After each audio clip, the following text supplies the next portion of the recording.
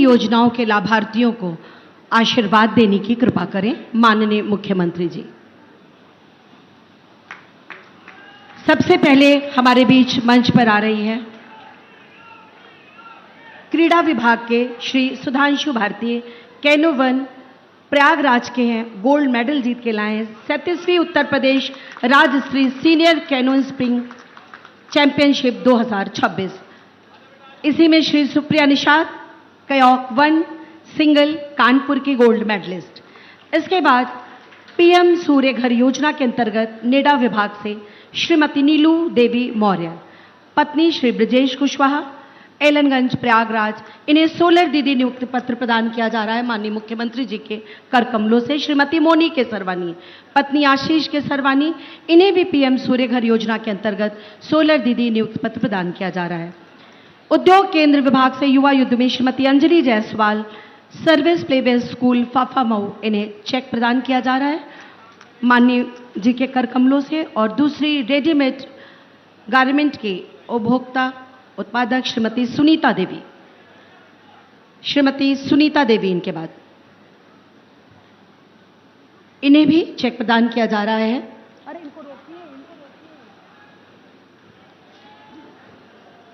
नगर निगम की तरफ से सफाई किट श्रीमती सीता देवी, पत्नी श्री सुनील जी को, शहरी क्षेत्र की इनको सफाई किट प्रदान की जा रही है। माननीय आगे जाओ। और दूसरे श्री रवि, पुत्र श्री राजकुमार, नीलाहपुर लकड़ मंडी, इनको भी सफाई किट प्रदान की जा रही है। डूडा विभाग से पीएम शहरी आवास योजना श्री सुबोध कुमार जी को चाबी मिल रही है, सदियाबाद तलियरगंज प्रयागराज के। और दूसरी लाभार्थी हैं श्रीमती कल्पना के सरवानी, पत्नी श्री सचिन के सरवानी, इन्हें भी चाबी प्रदान कर रहे हैं माननीय मुख्यमंत्री जी। पीएम स्वनिधि योजना की श्रीमती शिखा, पत्नी सुजीत कुमार, पुराना बहराना प्रयागराज, डेमो चेक इन्हें प्रदान किया जा रहा है। और इसी क्रम में आदित्य कुमार,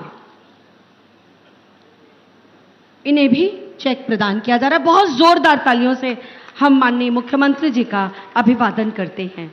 हमारे 9 साल के सफर में प्रदेश की क्या विशिष्ट उपलब्धियां रही अपने प्रयागराज के परिप्रेक्ष्य में, आइए देखते हैं एक इस वीडियो के माध्यम से। माननीय मुख्यमंत्री जी का सादर आभार।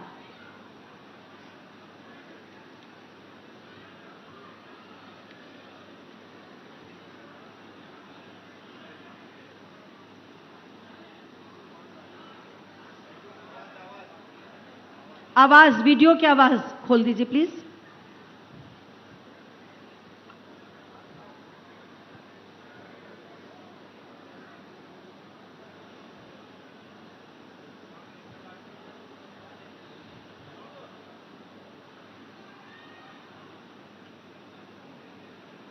मैं बड़े ही आदर और सम्मान के साथ, जिन्होंने आज मां यमुना की गोद में हम सबको ये अनुपम उपहार दिया, ऐसे अपने यशस्वी मुख्यमंत्री जी से उनके आशीर्वचनों के लिए निवेदन करती हूं।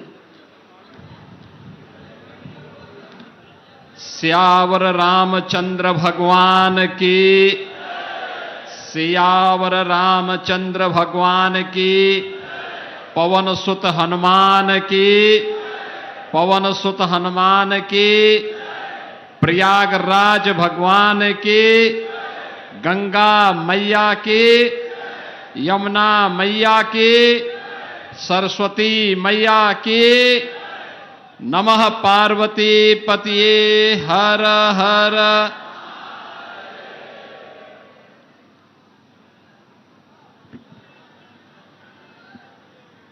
प्रयागराज की इस पावन धरा पर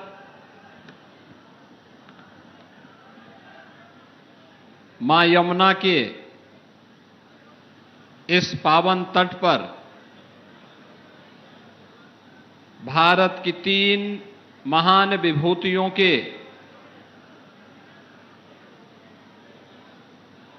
इन भव्य प्रतिमाओं के अनावरण कार्यक्रम में समारोह में मेरे साथ उपस्थित उत्तर प्रदेश सरकार में मंत्रिमंडल के मेरे वरिष्ठ सहयोगी, इसी प्रयागराज के धरा के सपूत उप मुख्यमंत्री श्री केशव प्रसाद मौर्य जी, प्रभारी मंत्री प्रयागराज श्री स्वतंत्र देव सिंह जी, प्रयागराज की ही धरती के सपूत उत्तर प्रदेश सरकार में औद्योगिक विकास के मंत्री श्री नंद गोपाल गुप्ता नंदी जी, इस पूरे कार्यक्रम के आयोजक और संयोजक लोकप्रिय महापौर प्रयागराज श्री गणेश केसरवानी जी, माननीय सांसदगण श्री प्रवीण पटेल जी, डॉक्टर विनोद कुमार बिंद जी, जिला पंचायत अध्यक्ष डॉक्टर वीके सिंह जी,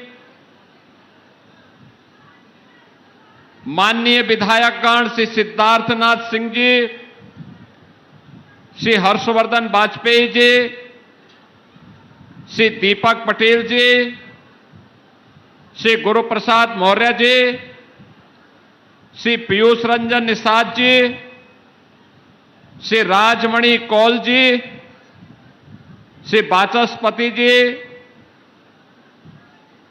विधायक और भारतीय जनता पार्टी की नवनियुक्त उपाध्यक्ष श्रीमती पूजा पाल जी, विधान परिषद के सदस्यगण श्री सुरेंद्र चौधरी जी, doctor KP Srivastava ji,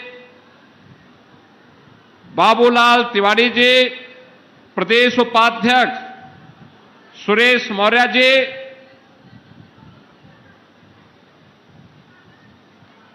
doctor Kritika Agarwal जी, पूर्व सांसद प्रोफेसर रीता बहुगुणा जोशी जी,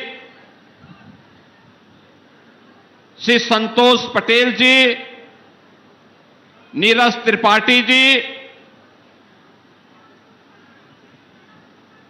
पूर्व विधायक श्री अशोक वाजपेयी जी, उदयभान करवरिया जी, जिलाध्यक्ष महानगर श्री संजय गुप्ता जी, जिलाध्यक्ष यमुना पार श्री राजेश शुक्ला जी, जिलाध्यक्ष गंगा पार श्रीमती निर्मला पासवान जी,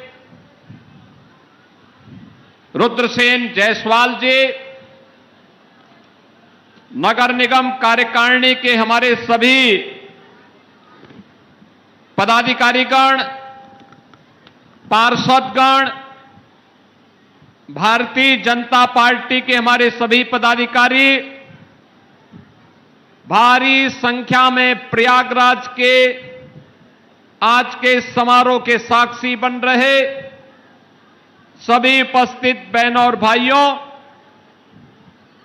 मेरा आज ये सौभाग्य है कि आज मुझे एक बार फिर से भगवान प्रयागराज की इस पावन धरा को नमन करने का अवसर प्राप्त हुआ है। बहनों और भाइयों, आज का दिन हम सब के लिए एक अत्यंत महत्वपूर्ण दिन है। आज भारत की राजनीति के एक ऐसे महान विभूति के जन्म के 125 दिन हो रहे हैं, जिनका पूरा जीवन भारत की राष्ट्रीयता के लिए, भारत की एकता और अखंडता के लिए समर्पित था।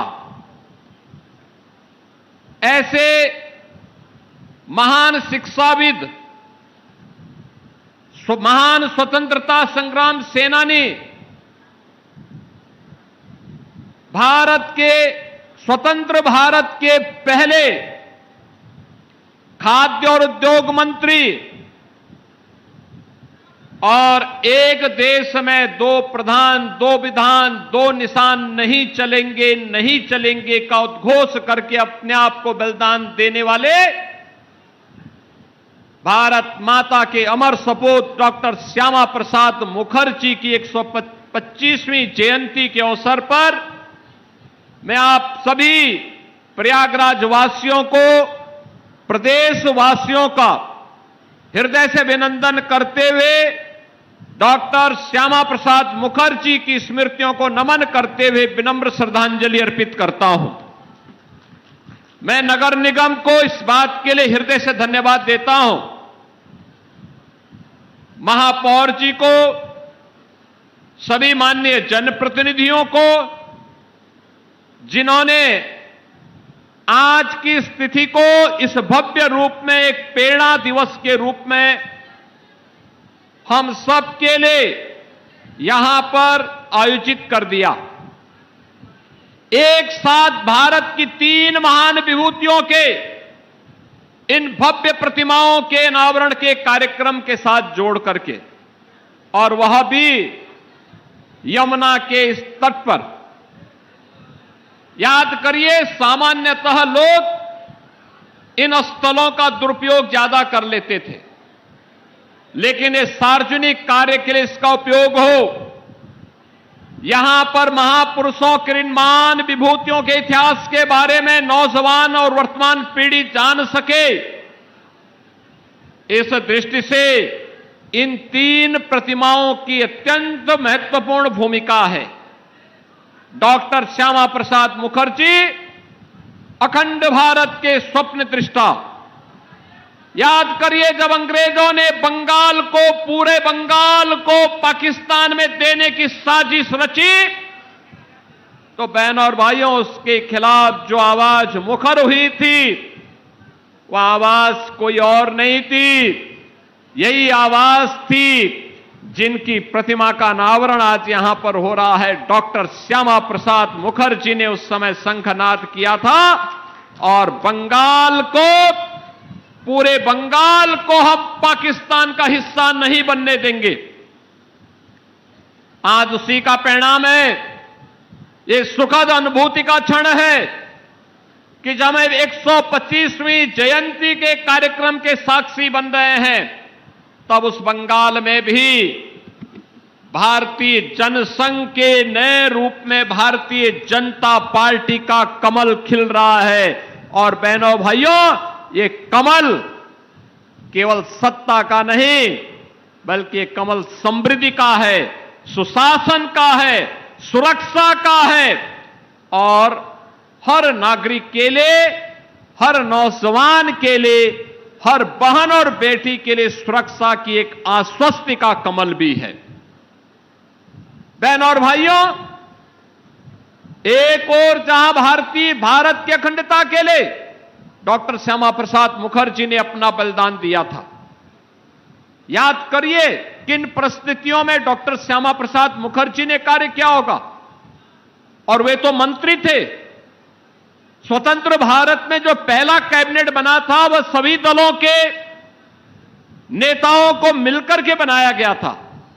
यह सच है कि पंडित जवाहरलाल नेहरू उस कैबिनेट में प्रधानमंत्री बने, लेकिन मंत्री अलग अलग दलों से भी थे। डॉक्टर श्यामा प्रसाद मुखर्जी हिंदू महासभा से उस कैबिनेट में मंत्री बने थे, लेकिन जब नेहरू सरकार ने देश की भावनाओं के विरुद्ध तुष्टीकरण की नीति पर चल करके भारत की अखंडता के विरुद्ध आचरण करना प्रारंभ किया, उसके खिलाफ कोई स्वर मुखर होकर के सामने आया था, तो वह स्वर था डॉक्टर श्यामा प्रसाद मुखर्जी का।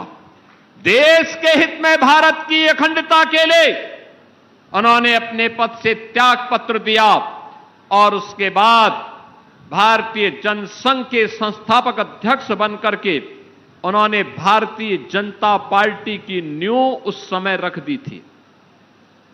बहनों और भाइयों, डॉक्टर श्यामा प्रसाद मुखर्जी के इन सपनों को साकार करने का काम किया है आज के यशस्वी प्रधानमंत्री आदरणीय श्री नरेंद्र मोदी जी ने आज कश्मीर में धारा 370 समाप्त हुई। प्रधानमंत्री मोदी जी के नेतृत्व में, उनके मार्गदर्शन में भारत के लोकप्रिय गृह मंत्री माननीय श्री अमित शाह जी ने कश्मीर में धारा 370 समाप्त करके कश्मीर को भारत के अंदर उसी प्रकार से समाहित कर दिया जैसे अन्य राज्य हैं। जो कांग्रेस, जो नेशनल कॉन्फ्रेंस कश्मीर के लिए अलग कानून चाहती थी, अलग संविधान चाहती थी, अलग निशान चाहती थी, उनके सपनों को धराशायी करते हुए आज डॉक्टर श्यामा प्रसाद मुखर्जी के सपने को साकार करने का कार्य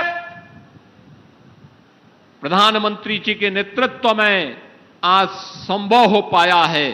बहनों और भाइयों, यही कृतज्ञता होती है अपने पूर्वजों के प्रति। जो उनका संकल्प है, उस संकल्प को पूरा करना और उस संकल्प को पूरा करने का कार्य आज के देश के यशस्वी प्रधानमंत्री आदरणीय नरेंद्र मोदी जी ने करके दिखाया है। मैं इस अवसर पर प्रधानमंत्री मोदी जी के प्रति आभार व्यक्त करते हुए डॉक्टर श्यामा प्रसाद मुखर्जी जी के श्री चरणों में नमन करता हूं। बहनों और भाइयों, भारत के अंदर राजनीतिक स्थिरता और राजनीतिक शुचिता क्या होनी चाहिए, इसका मॉडल स्वतंत्र भारत में अगर किसी ने प्रस्तुत किया था और सरदेय अटल बिहारी वाजपेयी जी ने किया था। सरदेय अटल बिहारी वाजपेयी जी वह नाम है। भारत की राजनीति में 6 दशक तक सांसद के रूप में, मंत्री के रूप में, प्रधानमंत्री के रूप में उन्होंने काम किया, लेकिन उनके सार्वजनिक जीवन के दामन में कोई एक दाग नहीं लगा सकता था। सुशासन का जो मॉडल उन्होंने दिया, गांव के लिए, गरीब के लिए, किसान के लिए, नौजवान के लिए, वो अद्भुत था। ये मेरा सौभाग्य है कि जब वो प्रधानमंत्री बने तो मुझे सांसद के रूप में उनके साथ उनके कार्यों को नजदीक से देखने का अवसर प्राप्त हुआ था और कितनी सहजता, सरलता के साथ सरदेय अटल बिहारी वाजपेयी जी ने पूरे देश को राजनीतिक स्थिरता के दौर में ले जाकर के सुशासन का एक मॉडल दिया। और मुझे अत्यंत आनंद की अनुभूति हुई कि आज यहां पे सरदेय अटल बिहारी वाजपेयी जी की इस भव्य प्रतिमा का भी अनावरण आज मुझे करने का अवसर प्राप्त हुआ है। बहनों और भाइयों, ये जीवन राष्ट्र को समर्पित है। भारत की आत्मा सनातन धर्म में बसती है और प्रभु राम भारत की आत्मा के मूल स्रोत हैं। राम का मतलब राष्ट्र है। भारत राष्ट्र को एक उत्तर से दक्षिण तक एकता के सूत्र में बांधने वाला कोई नाम है, वह राम का नाम है।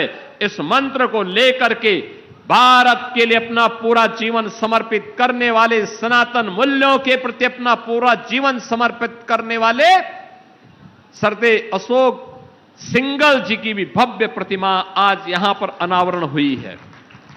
बहनों और भाइयों, आज श्री राम जन्मभूमि पर भगवान राम का जो भव्य मंदिर हम देख रहे हैं, आज की जो अयोध्या हम देख रहे हैं, ये अयोध्या, ये भव्य मंदिर, ये सरदेय अशोक सिंघल जी की ही परिकल्पना का आधार है।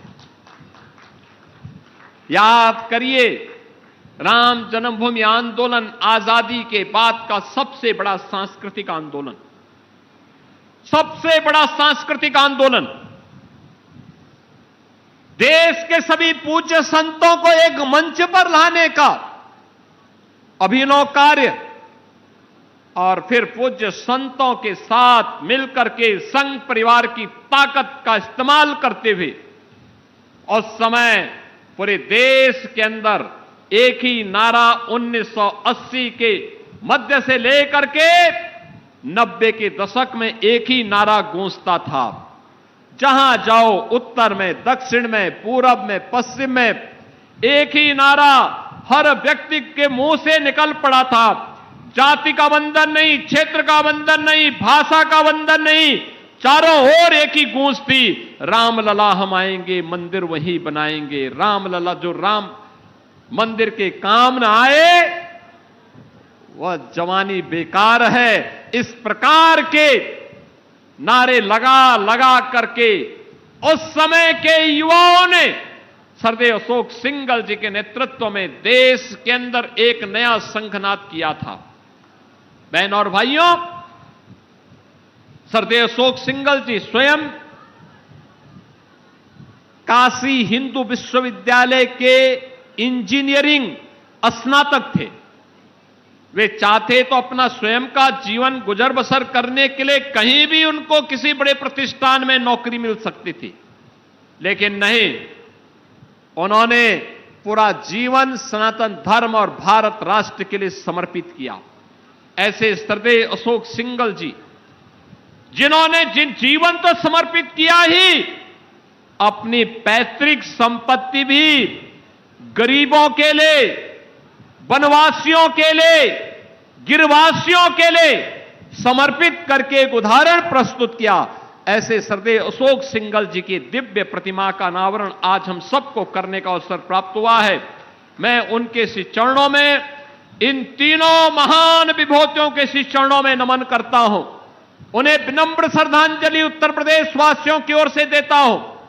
बहन और भाइयों, महापुरुषों के प्रति कृतज्ञता ज्ञापित करके हम सब आगे बढ़ने की एक नई प्रेरणा प्राप्त करते हैं, और सी प्रेरणा के स्रोत ये महापुरुष हम सब के लिए हैं। और वही तो है जो प्रधानमंत्री मोदी जी का मंत्र है कि अगर विकास करना है हमें विरासत का सम्मान करना होगा। और विरासत का सम्मान कैसे करना है, ये प्रयागराज से ज्यादा कोई नहीं जानता। प्रयागराज ने तो करके दिखाया है। ये समता की भूमि है।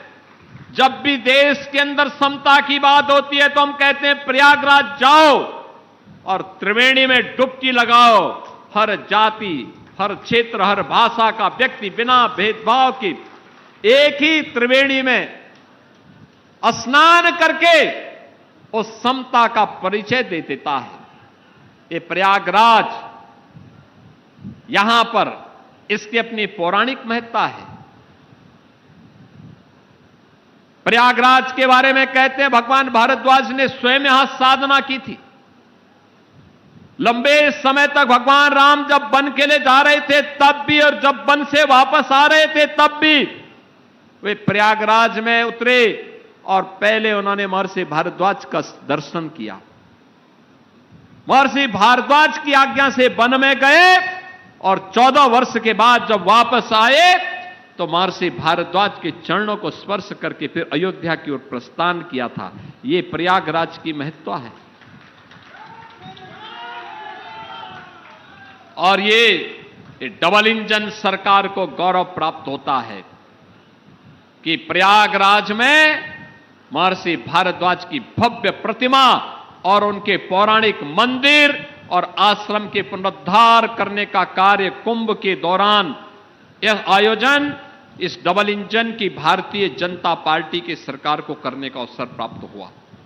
नागोबासुकी मंदिर हो, प्रयागराज के तीर्थों के पुनरुद्धार का कार्य हो, पातालपुरी का मंदिर हो, सरस्वती कोप के पुनरुद्धार का कार्य हो, अक्षय वट का मार्ग खोलने का कार्य हो, या भव्य और दिव्य कुंभ के आयोजन का अवसर हो, यह प्रयागराज की धरती ने करके दिखाया है।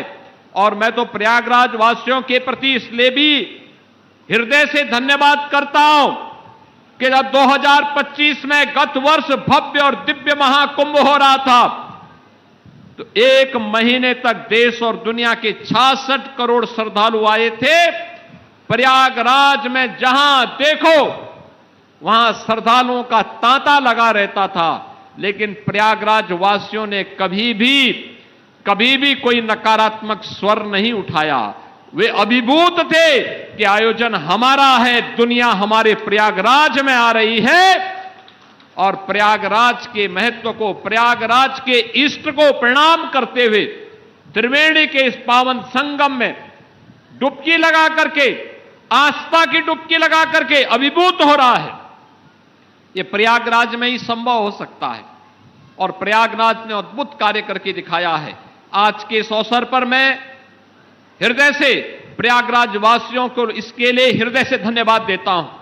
आज हमारा प्रयाग मजबूती के साथ आगे बढ़ रहा है। अब तो यहां पे डॉक्टर राजेंद्र प्रसाद जी के नाम पे नेशनल लॉ यूनिवर्सिटी का भी निर्माण हो रहा है। उसमें क्लासेस प्रारंभ हो चुकी हैं, भवन का निर्माण लगभग पूरा हो चुका है। विकास के लिए हम लोगों ने नए नए कार्यक्रम प्रारंभ किए हैं। गंगा जी में नया ब्रिज बनने जा रहा है, 1000 करोड़ का कोई ब्रिज। उत्तर प्रदेश में पहली बार इतना पैसा हम लोगों ने एक ब्रिज के लिए दिया है और 4 लेन की बेहतरीन कनेक्टिविटी को आगे बढ़ा रहे हैं। आज इसके बाद फिर हम लोग थोड़ी देर में यहां के विकास के लिए कुछ और योजनाओं के बारे में चर्चा करने जा रहे हैं। आपने अच्छे जनप्रतिनिधि चुने हैं तो अच्छे परिणाम हम सबके सामने आएंगे ही आएंगे। और बहनों और भाइयों, मैं इस अवसर पर आप सभी को हृदय से धन्यवाद देता हूं।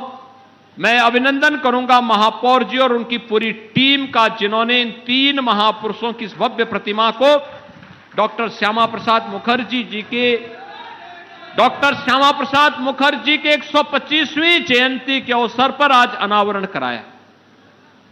मैं मानता था कि नगर निगम छोटी छोटी प्रतिमाओं को स्थापित करवाएगा, पता नहीं कार्यक्रम कैसे होता है। यद्यपि यहां के नगर निगम ने महाकुंभ के दौरान शिवालिक पार्क का निर्माण करके एक नया मॉडल खड़ा किया था। वेस्ट टू वंडर का एक अद्भुत, वेस्ट टू वेल्थ का एक बेहतरीन उदाहरण प्रस्तुत किया था और मुझे अच्छा लगा था उस दौरान कि जो शिवालिक पार्क बना, नगर निगम ने जमीन दी और पीपीपी मोड पर वे रिप्लिकाएं जितनी भी स्क्रैप थी सिटी की, उससे तैयार हुई 12 ज्योतिर्लिंग का और 6 अन्य ज्योतिर्लिंग का। बहनों और भाइयों, प्रयागराज महाकुंभ के दौरान इतने श्रद्धालु आए कि जितना उनका इन्वेस्टमेंट था उससे ज्यादा उनकी इनकम हो गई। इतने श्रद्धालु शिवालिक पार्क में गए थे। नौजवानों के मन में अपने ज्योतिर्लिंगों के बारे में, जो ज्योतिर्लिंग केवल ज्योतिर्लिंग नहीं, भगवान शिव के साक्षात एकता के आधार हैं, वह एक प्रस्तुतिकरण शिवालिक पार्क के रूप में नगर निगम ने महाकुंभ के दौरान दिया। बहनों और भाइयों, इन म्युनिसिपल कॉरपोरेशन को स्मार्ट सिटी के रूप में विकसित करने का प्रधानमंत्री मोदी जी का जो विजन है, उसके पीछे का भाव ही यही है कि नगरीय क्षेत्रों में ईज ऑफ लिविंग के लक्ष्य को प्राप्त करना, आम नागरिक के जीवन को सरल और सहज बनाना, लेकिन साथ साथ वहां पर कुछ ऐसा कार्य करें जो आने वाले लोगों को आकर्षित भी कर सके। और मुझे लगता है कि मां यमुना के तट पर इन 3 महान विभूतियों की भव्य प्रतिमाएं न केवल इस क्षेत्र के संरक्षण की दृष्टि से, बल्कि हर नागरिक के लिए, हर युवा के लिए एक नई प्रेरणा होगी। नगर निगम ने यह भी एक अद्भुत कार्य किया है। नगर निगम के महापौर और पूरी कार्यकारिणी इसके लिए हृदय से धन्यवाद की पात्र है। मैं आज के इस अवसर पर एक बार फिर से प्रयागराज वासियों को आज के इस अवसर पर हृदय से धन्यवाद करता हूं। आप सबके प्रति अपनी शुभकामनाएं देते हुए वाणी को विराम देता हूं। धन्यवाद। जय हिंद। बहुत बहुत धन्यवाद माननीय मुख्यमंत्री जी, आपके द्वारा लिखे हुए हर उस अध्याय के लिए जिसने प्रयागराज के इतिहास को स्वर्णिम करने का कार्य किया है।